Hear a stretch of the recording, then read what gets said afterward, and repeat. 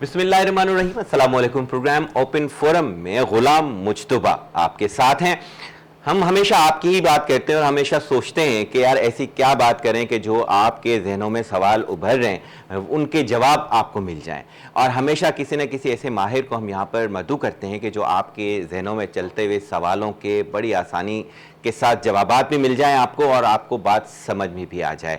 असल में देखिए, यहाँ पर कानून तो हैं और बहुत सारे कानून हैं। अगर देखा जाए तो ज़िंदगी आसान हो जाए अगर कानून पर अमल दरामद हो, लेकिन असल बात हमारे यहाँ यही है कि उन कानूनों पर अमल दरामद नहीं हो पा रहा। तो जाहिर है कि इन सारी चीज़ों में बेचैनी तो फैलनी है और बेचैनी फैलती है। आप ट्रैफिक में देख लें, जो कानून है, जो कवानीन है, उन पर कहीं भी कोई अमल दरामद होना बहुत ही मुश्किल से नज़र आ रहा होगा। कहीं ना कहीं कोई ऐसा हो कि कोई अमल कर रहा हो और अमल करवाने वाले खुद डर रहे होते हैं कि हम फला गाड़ी को रोकेंगे कैसे, हमारी नौकरी ना खतरे में पड़ जाए। दूसरी, इसके अलावा और बहुत सारी चीज़ें हैं, मिल्कियत के मामलात हैं जहाँ कानून का अमल दरामद नहीं हो रहा। और इसके अलावा आप देखें कि एक्साइज़ के मामलात हैं जहाँ गाड़ियों की रजिस्ट्रेशन वगैरह होती है। आज भी हम कुछ ऐसे ही मौजू के साथ यहाँ पर आपके सामने हाजिर हुए हैं और हम बात करेंगे आज एक तो मोटर इंश्योरेंस पे कि जो थर्ड पार्टी इंश्योरेंस होती है वो है क्या, किसको फ़ायदा होता है इस सिलसिले में, और हम अगर गाड़ी चला रहे हैं और हमें क्या उसके कुछ बेनिफिट्स मिलेंगे, इंश्योरेंस होती क्या है वो। एक तो ये चीज़ है क्योंकि ज़्यादातर जो ना लोग करवाते ही नहीं और अब ये कॉन्सेप्ट ही ख़त्म हो गया। तो अब ये ज़रूरत इस बात की है कि अगर कोई करवाता है तो इसका फ़ायदा होगा या नहीं होगा। एक तो हम इस चीज़ पे डिस्कस करेंगे। दूसरी एक और चीज़ है कि जो एक हमारे यहाँ घरों में इन चीज़ों को लेके तकरीबन यूँ समझ लें कि हर घर में झगड़े हो रहे होते हैं कि जो मिल्कियत की विरासत है वो कैसे होगी। अगर बाप के नाम पर मिल्कियत है और अल्लाह ना करे कोई बाप फोत हो गए, या दादा के नाम पर एक मिल्कियत थी और बाप की औलादें हैं और उनमें से ये समझ लें कि चचा ताया हैं और बाकी बच्चे हैं, एक भाई का इंतकाल हो गया, तो किस तरह से हम लोग उनको सोचें कि कैसे ये मिल्कियत जो है वो बच्चों तक मुंतकिल हो और किसी की हक तलफी भी ना हो। शरई अहकामात क्या हैं और जो कानून हमारे पास जो बना हुआ है उसकी जो रूलिंग्स क्या हैं, इन सब पे हम डिस्कस करेंगे। हमारे स्टूडियो में आज एक कानून के माहिर मौजूद हैं जिनका बहुत ही एक उम्र का एक अच्छा खासा हिस्सा कानून के जो है वो केसेस लड़ते हुए गुजरी है। हमारे साथ मौजूद है एडवोकेट रियाज कोराई साहब, जो हमारी बातों के साथ साथ जो है ना हमारी सवालों के जवाबात भी देंगे। आपको खुशामदीद कहते हैं। बहुत शुक्रिया जी, थैंक यू सो मच। रियाज साहब, देखिए मैंने अभी जो है बात सामने रखी थी कि हम अगर स्टार्ट लेते हैं कानून की अमलदारी होने पर अमलदारी बहुत कम नज़र आती है हमें, लेकिन बहरहाल कानून मौजूद होते हैं।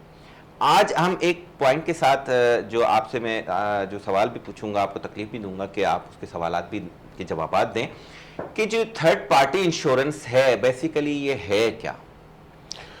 बहुत अच्छा सवाल किया मुज्तबा साहब। एक्चुअली ये है कि थर्ड पार्टी इंश्योरेंस हमारे मुआशरे में मेजॉरिटी लोगों को नहीं पता और ना ही जो है इसका कोई जो इम्प्लीमेंट किया जाता है, ना ही इसकी जो है कोई अमल दरामद करवाया जाता है डिपार्टमेंट के थ्रू या हमारे गवर्नमेंट्स के हवाले से भी।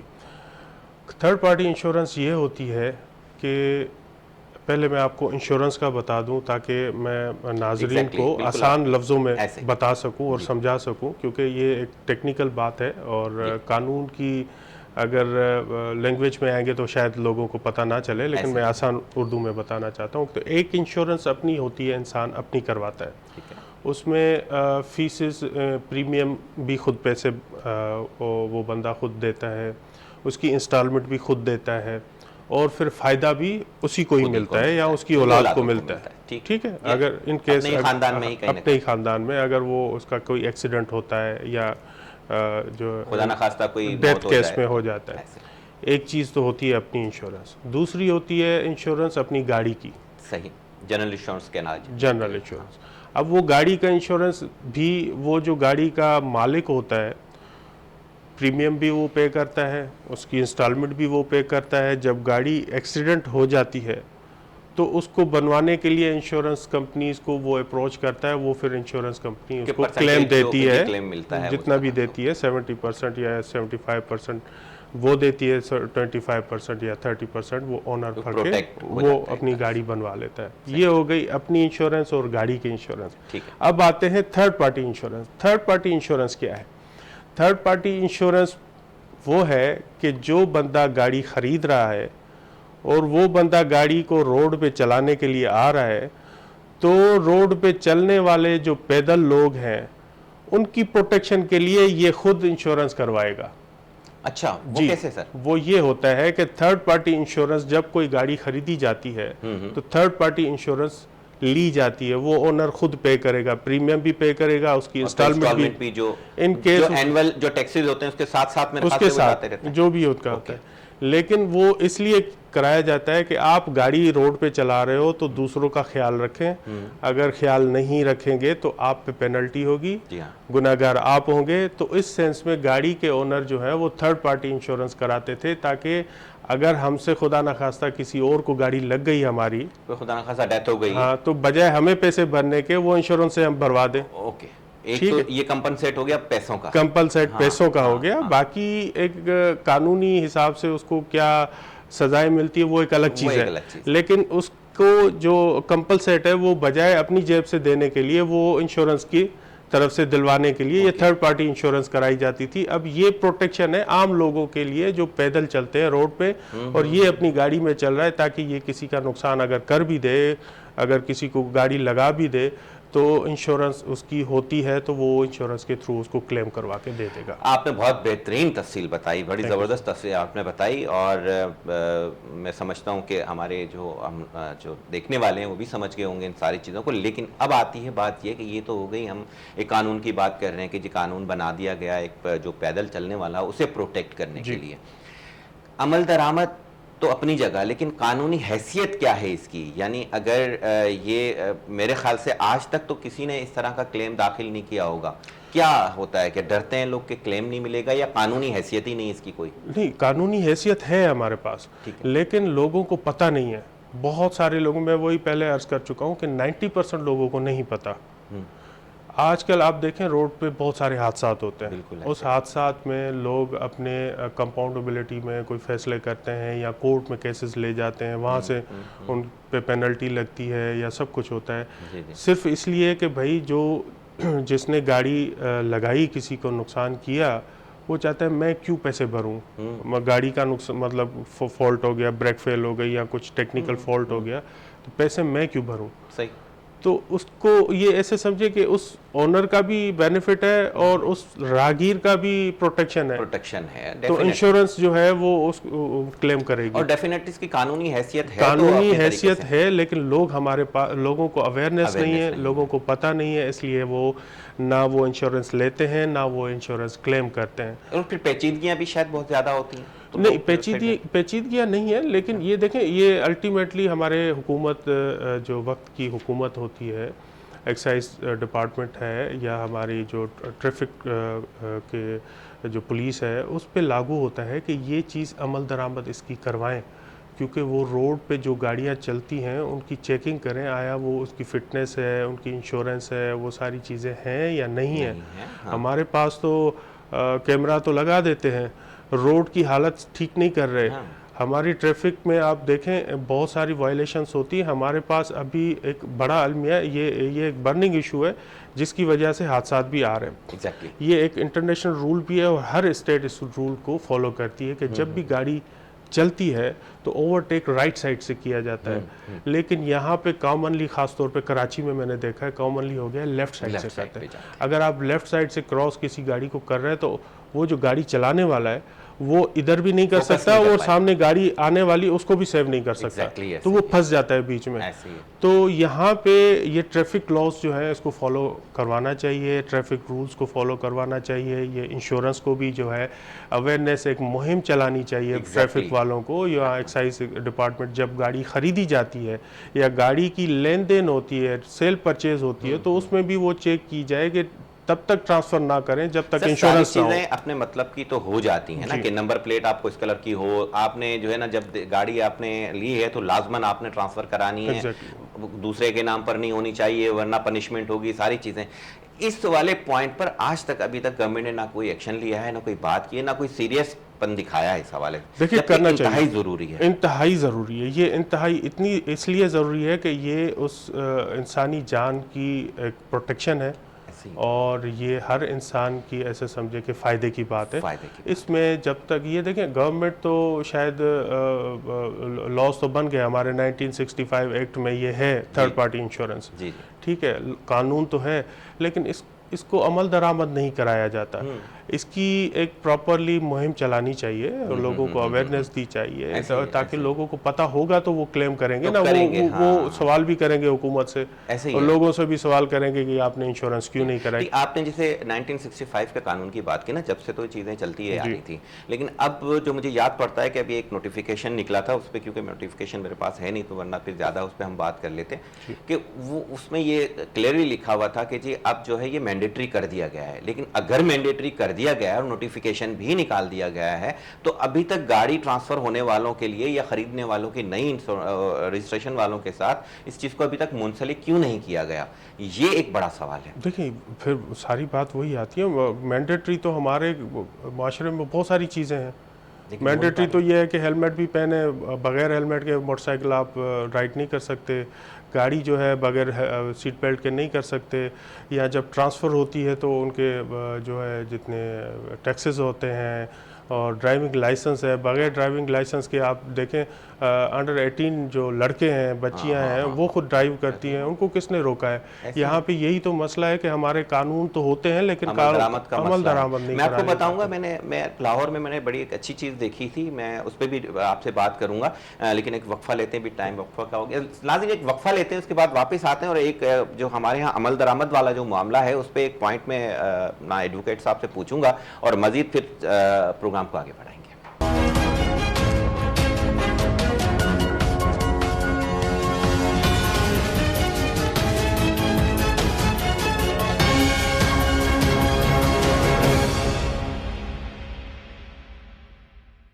वेलकम बैक नाज़रीन। सिलसिला जो है वो ऐसा चल रहा था कि हम पब्लिक जो है, जैसे मैं हूँ, वकील साहब हैं, आप लोग हैं, हम लोग मुतासिर होते हैं। मुतासिर कौन करता है? मुतासिर हम लोग एक दूसरे को करते हैं, क्योंकि हमें पता ही नहीं है कि हमने करना क्या है। जैसे अभी रियाज साहब ने ये बताया कि जी गाड़ी का ओवरटेक हमने राइट साइड से करना है, लेकिन हम लेफ्ट साइड से करते हैं। खुदा ना खास्ता अगर गाड़ी आके सामने वाली वो बीच वाला फंस जाता है, क्योंकि हमें पता ही नहीं है, असल रूल्स का नहीं पता। हम जब लाइसेंस लेने जाते हैं तो कहीं ना कहीं किसी न किसी से सिफारिश करवा के और लाइसेंस ले लेते हैं, क्योंकि हमें उनके पेचीदा सवालों के जवाबात एक तो आते नहीं है, और आते भी है तो झंझट में पढ़ना ही नहीं चाहते कि हाँ आते हैं लेकिन छोड़ो यार, कौन करेगा ये सारे काम। अगर ये करेंगे तो शायद हमें सारे रूल्स का पता चले। अच्छा, मैं ट्रैफिक पे इसलिए ज़्यादा जोर दे रहा हूँ कि हम लोग घरों में तो हैं ही जो लोग घर में, लेकिन हर इंसान, हर घर का फर्द, चाहे वो मर्द हो या औरत हो, अगर मर्द घर में कमाने वाला है और बाहर निकल रहा है तो उसका ताल्लुक, उसका वास्ता ज़रूर ट्रैफिक से पड़ता है। और अगर फीमेल घर में ऐसी अकेली है, या कि दो कपल भी ऐसे ही होते हैं जो घर में कमाते हैं, घर में से फीमेल्स भी निकलती हैं कमाने के लिए, तो उसका भी ताल्लुक किसी न किसी तरीके से इसी तरह के ट्रैफिक से पड़ता है। जब तक आपके बराबर वाला कानून को नहीं जानता होगा, आप चाहे कितना भी कानून जानते हो, आपके लिए बेकार है। हम इस पे आज बात कर रहे हैं कि शायद आला ऐवानों तक ये बात जाए और शायद हमारे कानून कहीं ना कहीं ऐसे हरकत में आ जाए कि जो कवानीन बने हुए हैं उन पर अमल दरामद हो सके। देखिए, बात वहीं आती है रियाज साहब, जो मैं आपसे अभी आप बात करना चाह रहा था वो ये थी कि जब लाहौर में अभी मैंने ये चीज़ देखी, पहले शायद नोट नहीं की होगी लेकिन अभी मैंने नोट की कि 3 मोटरसाइकिलों को फीमेल्स बैठी हुई थी, और मैं जब टोल प्लाज़ा था गुजरांवाला का, जब मैं वहाँ से क्रॉस होने लगा तो थोड़ी देर के लिए वहाँ मैं रुका था क्रॉस, जब तक वो आगे की 3-4 गाड़ियाँ थी, और फिर तो मैंने देखा कि ट्रैफिक वालों ने कोई 2 मोटरसाइकिलों को रोका हुआ, तीसरी को मैं रोका हुआ, बाकी जा रही है। मैंने कहा क्यों रोका हुआ है यार, ऐसी मतलब ये भी यहाँ भी यही चल रहा है जो हमारे यहाँ चलता है कि बाकी जा रहे हैं और उनको रोक लिया। जब मैंने देखा तीसरे को भी रोका, तब मेरी समझ में आई बात कि वजह क्या है। वजह ये थी कि वो, हालांकि वो फैमिली के साथ थे, यहाँ पे फैमिली का ख्याल रखा जाता है कि कोई लेडीज़ बैठी हुई है तो उसे ज़्यादा तंग नहीं करते कि ठीक है जी ओके, खैर हालांकि फैमिली भले बैठी हुई है लेकिन हमें कवानीन पर अमल करना है। वहाँ ये हुआ कि मैंने देखा हेलमेट नहीं पहना हुआ था उनको, राइट। और जो हेलमेट पहने हुए थे उनको ओके कर दिया कि वो चले गए। जिनको हेलमेट पहना हुआ नहीं था उनको रोक रहे हैं, और मैंने वहां देखा कि शायद कोई 1% लोग ऐसे थे कि जिनको हेलमेट नहीं पहना हुआ था, Right. और जिनको नहीं पहना हुआ था उन्हें रोक लिया गया। Good. हमारे यहाँ उसी को रोकते हैं जिसको हेलमेट पहना हुआ है। जी, बिल्कुल। तो हेलमेट पहनने का दिल किसका चाहेगा? Exactly. जो आप बात कर रहे थे, जी प्लीज आप बताएं। देखें, यही इसको रूल ऑफ लॉ कहते हैं, कानून की बालादस्ती। ठीक है, ऐसे ही है। कानून की बालादस्ती क्या है? कानून की बालादस्ती यह है कि कानून है तो सबके लिए है, लेडीज़ के लिए भी है, मेल के लिए भी है, बच्चों के लिए भी है, बड़ों के लिए भी। जो कानून सेट किया गया है, अमीर के लिए भी वो है, गरीब के लिए भी वो है, ये रूल ऑफ लॉ है। एग्जैक्टली। हमारे पास अनफॉर्चुनेटली हमारे सिंध में रूल ऑफ लॉ नहीं है, कानून की बालादस्ती नहीं है। सियासतदान की बालादस्ती ज़रूर है। ठीक है, सिफारिश की बालादस्ती ज़रूर है। ऐसे ही है। हमारे यहाँ ताकतवर की बालादस्ती ज़रूर है, लेकिन कानून की बालादस्ती नहीं है, जिसकी बदकिस्मती से जिसकी वजह से हम हमेशा वकला इसके बारे में बात भी करते रहते हैं, तहरीके पे चलाते रहते हैं। हम कानून को जानते हैं, कानून के तालिब इल्म हैं, लेकिन जितना हमारा बस चलता है हम कोशिश उतना हम कर लेते हैं। आपकी जो तंजीमें हैं, जो यहाँ पे चाहे बार को देखा जाए, आपकी सिंध बार को देखा जाए या कराची बार को देखा जाए, वक्तन फ़वक्तन हर इश्यूज़ पे कहीं ना कहीं आवाज़ उठाती रहती हैं। ये तो खैर हमें भी अच्छा लगता है कि अच्छी बात है कि आवाज़ उठाई जाएगी तो अमल दरामद शायद कहीं ना कहीं से हो पाए। और डेफिनेटली आप भी यही सोचते हैं कि यार आम आदमी जो है वो कहीं ना कहीं से फ़ायदा हासिल कर सके, मिलना चाहिए, और जिसके साथ ज्यादती होती है वो कम से कम वो कंपनसेट हो सके। अच्छा, अब अगर हम इस चीज़ को चलें कानून पे, इस पे तो बात हो गई, ट्रैफिक रूल्स हो गए, थर्ड पार्टी इंश्योरेंस जो आपने बताया कि इस तरह से इंश्योरेंस होती है, कि अब तो मेरे ख्याल से हमारे जो देखने वाले हैं उन्हें भी समझ में आ गई होगी कि कम से कम इस चीज़ को फोकस करें। मेरे ख्याल से शायद मुश्किल से 100-150 रुपए या 200 रुपए इसकी इंश्योरेंस है, या 500 रुपए होगी इसकी इंश्योरेंस, इससे ज्यादा नॉमिनल सा अमाउंट होता है, लेकिन बर्डन ये वो ऑनर फील करता है कि ये भी मैं पैसे क्यों भरूं। हालांकि फायदा उसका ही होता है, अगर वो उससे गलती हो जाती है, किसी को हिट हो जाती है उसकी गाड़ी, तो वो खुद नहीं पे करेगा। जो बड़ा अमाउंट है वो तो फिर इंश्योरेंस कंपनी ही पे करेगी। तो अच्छा, अब आते हैं हम थोड़ा सा इस टॉपिक को हम अब शिफ्ट करते हैं अपने, जो मैं पहले भी अर्ज कर चुका कि हम बात करेंगे मिल्कियत पर जी। कि जो अगर किसी की मिल्कियत है, एक वारिस है, उसकी डेथ हो गई, बाप की डेथ हो गई, फिलहाल तो हम उस पर बात करते हैं कि जो विरासत, उसमें उसकी अब बच्चों के जो बेटियां भी हैं, बेटे भी हैं, तो विरासत किस तरह होती है बाप के मरने के बाद?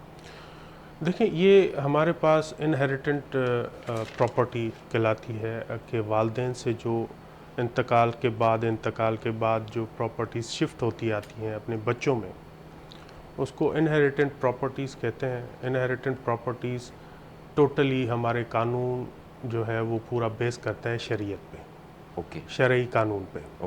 और इसकी आपको एक बड़ी मिसाल मैं हमेशा कहता रहता हूँ कि हमारे दीन में जितने राइट्स औरतों को, बच्चों को, मैं तो समझता हूँ कि जानवरों को और ये दरख्तों को, हमारे दीन ने जितने राइट्स दिए हैं शायद किसी मज़हब में हो। हर किसी के मज़हब की अपने राइट्स होते हैं, लेकिन हम अपने मज़हब की बात करेंगे। हर पूरा एक हयात की एग्जैक्टली सारे मज़हब के लिए एहतराम है हमारे दिल में। इनहेरिटेंट प्रॉपर्टीज़ हमारी पूरी शरई कानून पे बेस करती है। उसमें ये होता है कि सूरह निसा जो आयत है जी, उसमें औरतों के हकूक़ की ये एक सूरह बात की गई है। उसमें वाइफ का, बेटियों का, बेटों का, बच्चों का, औरतों के हुकूक क्या हैं, उसमें सारा डिक्लेयर किया हुआ है। बिल्कुल ऐसे। और हमारी एक ऑनरेबल सुप्रीम कोर्ट की एक जजमेंट भी है इस बिना पे कि जो शरई कानून में है वो ही हमारा कानून उस पर अमल दरामद करेगा। ये जजमेंट है सुप्रीम कोर्ट की इसी प्रॉपर्टीज़ के हवाले से। अच्छा, अब अगर उस जजमेंट को देखते हैं और शरीयत को देखते हैं, सूरह निसा हमारे पास है और सुप्रीम कोर्ट भी हमारे पास है। सुप्रीम कोर्ट शरई हिसाब से, कानूनी हिसाब से सूरह निसा को प्रोटेक्ट करती है। ग्रेट। और वो कहती है कि जो शरीयत में लिखा गया है वही वही अमल कानून दरामद, वही कानून वही है। कानून। ठीक है, अब शरीयत को कानून ने शरीयत को प्रोटेक्ट किया। शरीयत से हम अगर लेते हैं तो अगर बाप की वफ़ात के बाद प्रॉपर्टीज़ जितनी भी हैं वो डिस्ट्रीब्यूट कैसे होंगी? वाइफ का, बेवा का हिस्सा जाएगा, ठीक है। उसमें 1/8% होता है, 1/8 मतलब 12%, 1/8 कहलाती है उसकी। यानी अगर एक करोड़ की है हाँ। तो कम से कम 8 लाख के समथिंग जो है वो 12 लाख 12%। 12 लाख रुपए। हाँ, 1/8 जो है वो एक शरह होती है, लेकिन फिर उसको परसेंटेज में लेके जाए तो 12% होता है। 12%। 12% बेवा का होता है। ओके।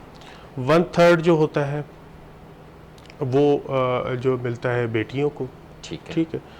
1/4 जो होता है जो वो मिलता है 2/3 सॉरी 2/3 बेटियों का है 2/3 बेटियों का है ऐसे ही। जी। और 2/4 जो होता है वो बेटों का होता है। ओके। ठीक है, ये है अगर बेटियां और बेटे हों। ओके।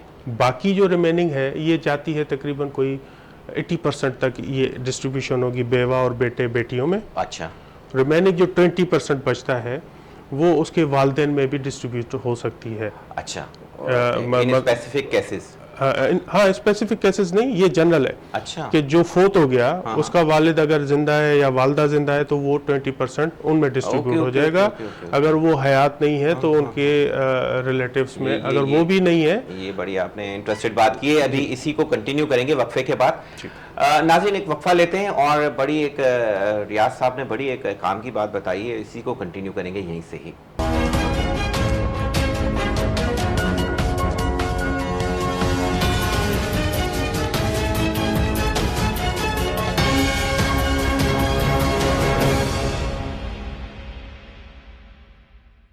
वेलकम बैक नाज़रीन। सिलसिला बहुत इंटरेस्टेड चल रहा था तो मुझे एक बहुत नई चीज़ सी अभी सुनने को मिली। रियाज साहब जो बता रहे थे कि जो मैं तो पहले ये समझ रहा था कि वालिद की जो प्रॉपर्टी है वो सिर्फ औलाद में जो है वो आती है ट्रांसफ़र, लेकिन वो कह रहे हैं कि नहीं, वालिद की जो प्रॉपर्टी है वो उनके वालिदैन में भी जाती है। तो उनसे पूछते हैं कि ये कैसे हो सकता है और कैसे होता है और कानून इस सिलसिले में क्या कहता है। जी रियाज साहब, आप वहीं आप कुछ बता रहे थे कि 20% जो हिस्सा है वो वालिदैन की तरफ जाता है या भाइयों की तरफ भी? वो एक सर्टन सिचुएशन होती है। मैंने ये कहा कि 1/3 जो हिस्सा है वो जाता है बेटियों में। ठीक है। ठीक है। 2/3 जो होता है वो जाता है बेटों में। ओके। ठीक है। और 1/8 जो होता है वो बेवा में। ओके। ठीक। अब यहाँ पे अगर परसेंटेज के हिसाब से लेंगे तो अगर बेटियाँ कितनी हैं, बेटे कितने हैं, तो वो सारा डिस्ट्रीब्यूट उस हिसाब से होता है। तो ये मैक्सिमम जाता है 80% तक। ओके। रिमेनिंग जो 20% बचता है वो अगर उसके वालदेन जिंदा है, डिसीज के जो फोत हो गए, जी। ठीक है, उसके वालदेन, ठीक है। तो वो उसमें जाएगा हिस्सा, उनको हिस्सा मिलता है। उस वालिद बेटे- या वालदा दोनों में से कोई वालिद जिंदा हो या दोनों जिंदा हो? या दोनों जिंदा भी हैं तो कुछ वालिद के पास जाएगा ठीक है। 10% चला जाएगा वालदा के पास। ओके। बेटों के प्रॉपर्टी में उनका हिस्सा शरई तौर पे बनता है। बहुत बड़ी बात करते हैं जी। आज तक किसी को पता नहीं था। पता मतलब होगा पता है, डेफिनेटली कानूनदान जो है उनको पता है, लेकिन आम इंसान को नहीं पता है। आम इंसान को नहीं पता। अब अगर वालदा जिंदा है या वालिद जिंदा है या वालदा फोत है या वालिद फोत है, अगर एक उस वालदेन में से हयात है तो पूरे का पूरा हिस्सा उसको जाएगा। ठीक है। ठीक है। गुड हो गया। इन केस अगर वालदेन भी जिंदा नहीं है फिर क्या किया जाए? फिर बहन भाइयों को देखा जाता है ठीक है। जो फोत हो गए। ओके। ओके। उनकी बहन भाई, अगर बहन भाई शादीशुदा नहीं है तो उसको मिलेगा। ठीक है। अगर शादीशुदा है, खुद कमाता है, नहीं मिलेगा। ओके। अगर बहन कुंवारी है तो मिलेगा, तो मिलेगा। शादीशुदा है तो नहीं मिलेगा। शादीशुदा है तो नहीं मिलेगा। अगर बेवा भी है तो भी मिलेगा। ओके। ठीक है। हाँ, लेकिन माजरत के उस साथ 20% में उसी की बात कर रहा हूँ। उसमें से, इनमें से नहीं। नहीं, डेफिनेटली मेजर में से तो नहीं होगा, नहीं होगा। लेकिन वो 20 में से अगर माँ बाप नहीं है तो भाइयों और बहनों को जाएगा। लेकिन ये मैंने देखा है कि जब कोर्ट जो हेयरिंग करती है ऐसे केसेस में, जब कोर्ट में चली जाती है चीज़ और हेयरिंग होती है तो वहाँ पर सिर्फ औलादों को बुलाती है जी। जो इन एनआईसीज में औलादें हैं कि जी आप बताएं कौन कौन है, ये ठीक है जी, आप इनके वो हो जाएगा। कभी बहनों को कॉल तो नहीं किया? कभी जिसकी डेथ हो गई उनकी बहनों को या उनको कभी कॉल तो नहीं किया? देखिए इसमें ये होता है हमारे पास के कॉल करनी चाहिए। एक तो सक्सेशन होती है वालदेन की, उसमें बेटियां बेटे सब होते हैं, तो उसमें डिस्ट्रीब्यूट होती है अकॉर्डिंग टू द शरिया और कानून के हिसाब से। अगर इस सिचुएशन में आ जाती है पोजीशन के उसकी औलाद भी है और बहन भाई भी क्लेम कर रहे हैं, माँ बाप भी हैं, फिर बहन भाइयों का क्लेम बनता नहीं है। अच्छा, फिर माँ बाप का फिर माँ हिस्सा बाप का ऑटोमेटिकली definitely जाएगा। ऐसे ही अगर माँ बाप नहीं है तो फिर इनका हिस्सा जाता है अगर क्लेम करते हैं। लेकिन मैं वही बात पहले भी अर्ज कर चुका, अभी भी कर रहा हूँ कि लोगों को कानून Awareness का नहीं है। पता। हाँ हाँ हाँ, एक तो पता नहीं है, दूसरा ये है कि आप तो उसकी 20% में से हिस्से की बात कर रहे हैं, बाप के हिस्से में से बेटियों को भी ऐसा नहीं मिल रहा आजकल का, जो कि एक सेटल्ड लॉ है, हमारे शरीयत में कहा गया वो तो है। मेजर हिस्से हैं, ये वो तो मेजर हिस्से हैं, का तो ये हमारे माशरे का अलमिया है। ऐसे ही है। अच्छा, एक और सिचुएशन जी, है, अगर फोत हो जाता है वालिद, उसकी बेवा है, उसका नरीना औलाद नहीं है, मीन्स बेटा नहीं है, सिर्फ बेटियां हैं, तब क्या होगा? ठीक है। तो जो 1/3 हिस्सा होता है वो 2/4 हो जाता है। अच्छा, बेटियों वो का- बेटियों को बढ़ जाएगा फिर। बट डिवाइड तो होगा, डिस्ट्रीब्यूट तो होगा, हाँ हाँ, लेकिन वो हिस्सा बढ़ जाता है। बढ़ जाता है, ऐसे ही है। जी जी। सिर्फ अगर एक बेटी से ज्यादा बेटियां हैं, 2 हैं, 3 हैं या 4 हैं या 5 हैं, तो बढ़ जाएगा। ऐसे ही। अगर एक बेटी है तो एक ही हिस्सा जो उसका ड्यू शेयर बनता है वही बनेगा, बेवा का बनेगा, बाकी डिस्ट्रीब्यूट हो जाएगा माँ बाप और बहन भाई में। ओके ओके ओके जी, बिल्कुल, ये बिल्कुल आपने ठीक बात की है। दूसरे देखें, एक बाप है जो अब अच्छा, ऐसे ही हम आते हैं फिर माँ की मिल्कियत पे, क्योंकि जी, जो हम बात कर रहे थे कि जो वालदा हैं उनकी अगर मिल्कियत है तो वो कैसे, अगर हम थोड़े से अल्फाज में इसको हम वो कर दें, क्योंकि मेरे ख्याल से अब तो टाइम हमारा जो है वो बहुत तेज़ी के साथ जा रहा है और बातें इतनी इंटरेस्टेड जा रही हैं और सवाल इतने हैं मेरे पास आपके लिए कि टाइम बिल्कुल मुझे लग रहा है कि 1 घंटा और चाहिए हमें। और बाद में आप इतनी डिटेल कानून के साथ- बहुत बड़ा है, इसके बहुत लिए बड़ा, आपको टाइम देना आप चाहिए। बड़े डिटेल के साथ भी बता रहे हैं जैसे समझ में आ जाए सारी चीज, माशाल्लाह। मुझे ये बताएं कि वालदा का जो हिस्सा है उसमें हम कैसे डिस्ट्रीब्यूशन, देखें वालदा अगर फोत हो हिस्सा की बात करो कि वालदा की डिस्ट्रीब्यूशन, मिल्कियत। हाँ जी, वालदा अगर फोत हो जाती है तो उसकी प्रॉपर्टी अगर उसके माँ बाप से मिली हुई हो, ठीक है, फिर तो वो डिस्ट्रीब्यूट हो जाएगी हस्बैंड में और बेटे बेटियों में। अगर बेटे बेटियां हैं, अगर सिर्फ बेटियां हैं बेटियों में जाएगा, सिर्फ बेटे हैं तो बेटों में जाएगा। ठीक है। उसमें जो है 15% मेरे ख्याल में जाता है हस्बैंड को।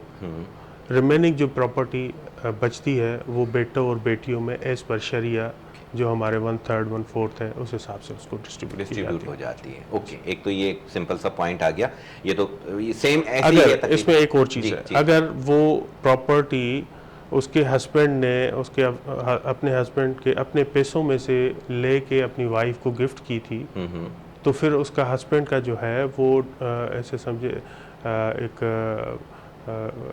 इख्तियार होता है, सवाबदीदी इख्तियार है कि वो प्रॉपर्टी अपने पास रखे पूरी की पूरी, या अपने बच्चों में भी डिस्ट्रीब्यूट कर ले, ओके, अगर उसके पैसों में से वो ओके, प्रॉपर्टी लेकिन ली वो गई। कैसे साबित होगा कि उसके पैसों में से? नहीं, वो होता है, बहुत सारी चीज़ें होती हैं कि वो उसके वालदेन जो डिसीज होती है उसके वालदेन की देखी जाती है कि वो आया वेल ऑफ थे, उसको गिफ्ट मिली, चीज़ें मिली, या वो देने के काबिल थे उनकी या नहीं विरासत थे, से कुछ मिला है या उनके पास या मिला है? हस्बैंड ने कमा के अपनी वाइफ को गिफ्ट किया है। हाउस वाइफ है, अगर वाइफ जो है हाउस वाइफ जी, है तो जाहिर है जो पैसा आया वो बहुत हस्बैंड का आया होगा। जी जी, बहुत सारी ये कि हमारे कानून में जो होती है ना, वो मसला ये है कि कानून तो है लेकिन उसकी सिचुएशन डिफरेंट होती है केसेस की, definitely. तो उस हिसाब से फिर डिसीशंस भी होते हैं, चेंजिंग्स cases भी हो चलाए जाती जाते हैं। हैं और सारा सब कुछ होता है। एक वालिद है जो अपनी जिंदगी में अपना गिफ्ट कर देता है औलादों को, तीन बेटियां 3 बेटे हैं, गिफ्ट कर दिया, जी, तो वो तो डेफिनेटली बराबर बराबर के तौर पे जो कानून है मेरे ख्याल से ऐसे ही है कि बराबर जाता है हिस्सा बेटियों का और बेटों का। नहीं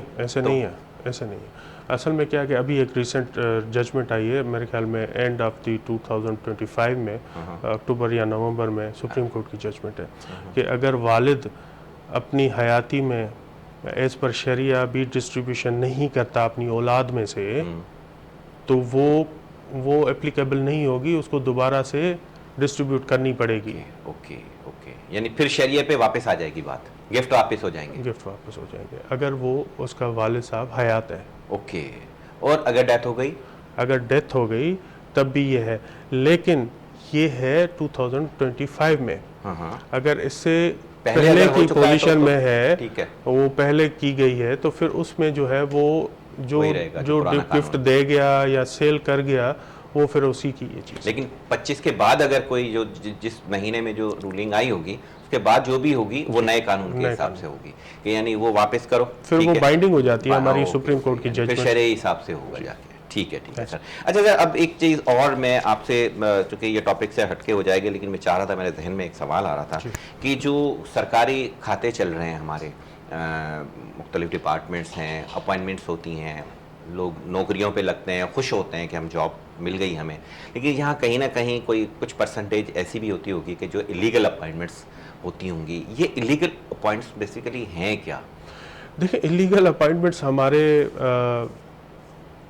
वही बदकिस्मती से हमारे पास इसका भी ट्रेंड ज़्यादा है। बिल्कुल। बहुत सारे डिपार्टमेंट्स हैं जिसमें इलीगल अपॉइंटमेंट्स हो जाती हैं। इलीगल अपॉइंटमेंट्स की अगर डेफिनेशन को देखा जाए तो वो होता है कि एज पर पब्लिकेशन, मतलब जो एडवर्टाइजमेंट होती है कि हमें इस पोस्ट के लिए बंदा चाहिए और ये रिक्वायरमेंट्स हैं हमारी, इतनी क्वालिफ़िकेशन इसकी होनी चाहिए और इसकी इतनी एज होनी चाहिए, और एक्सपीरियंस जो लिखते हैं वो एज पर अगर उसको मीट करता है तो वो लीगल अपॉइंटमेंट है।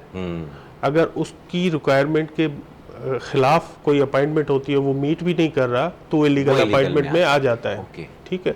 ख़ास तौर पे इदारों पे तो बहुत सारे इलीगल अपॉइंटमेंट्स होती हैं, विदाउट एडवर्टाइजमेंट भी अपॉइंटमेंट हो जाती हैं, ये भी इलीगल अपॉइंटमेंट्स में शुमार होती हैं कि एडवर्टाइज नहीं किया। एडवर्टाइज करना मैंडेटरी है।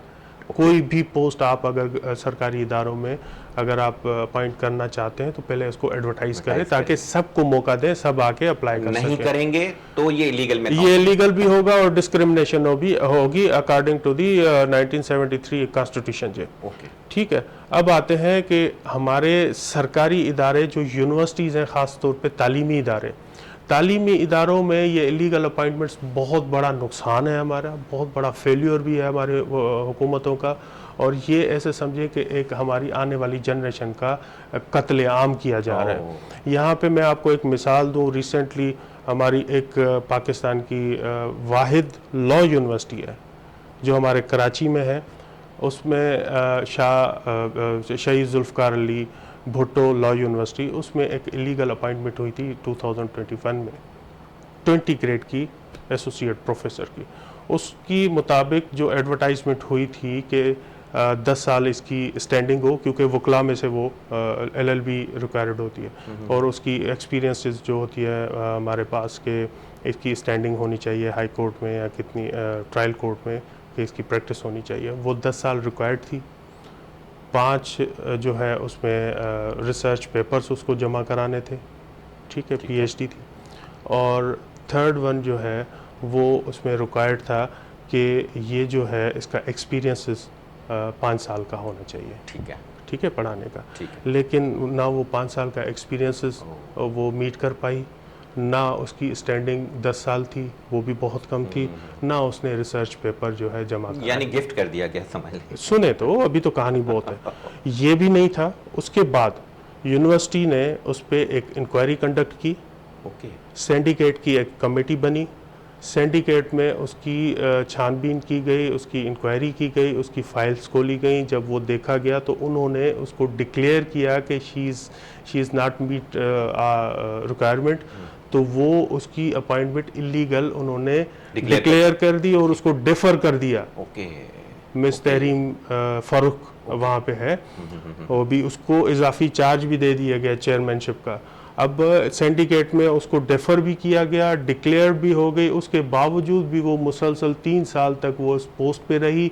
उसको जो है अब जो है चेयरमैनशिप की एक इजाफी चार्ज भी दी गई। तो ये अब अगर ऐसे इलीगल अपॉइंटमेंट्स होगी तो ये क्या हमारे कानून, तो फिर इस बात के लिए तो फाइट्स भी बेकार है ना, फाइट्स भी बेकार है। तो जब कानून को वो मीट करते हुए वो सारी चीजें हो गई, उसके बावजूद भी अगर कोई पावर है तो फिर क्या कर सकते हैं? देखें ना, वही बात है कि यहाँ पे हमारे ये तालिब इल्म जो है कानून के, वो कौन से तालिब इल्म तैयार करेंगे? होंगे, कैसे ऐसे ही। तो वकील बुनियाद तैयार ही होंगे, झूठ पर होगी। जिनकी बुनियाद, जिनको पढ़ाने वाले ही इलीगल अपॉइंटमेंट्स पे आए होंगे, तो वो क्या कानूनदान पैदा करेंगे यहाँ पे। इस बिना पे मैंने एक पिटीशन भी फाइल की हुई है हाई कोर्ट में। ओके, हमने कानून का दरवाज़ा जो है वो खटखटाया है, वहाँ से इंशाल्लाह। नोटिस भी इसको इशू हो चुके हैं। अब मुझे पूरी उम्मीद है कि वो यूनिवर्सिटी इसको कंसिडर करेगी और इंशाल्लाह। हमारी हाई कोर्ट भी और हमें मुझे इंसाफ उम्मीद है देगी। कि जैसे ही आप कामयाब होंगे इंशाल्लाह, उसके बाद हम यहाँ बैठ के ये बहुत प्रोग्राम शुक्रिया। करेंगे Thank you। और फिर आप अपनी कामयाबी के सारे आप राज बताइएगा कि आपकी जो इंशाल्लाह। माशाल्लाह मुसलसल कामयाबी आपको मिलती रही है, बहुत क्योंकि शुक्रिया। आप काम करते हैं। मैंने देखा है कि आप काम करते हैं, और जो भी आपके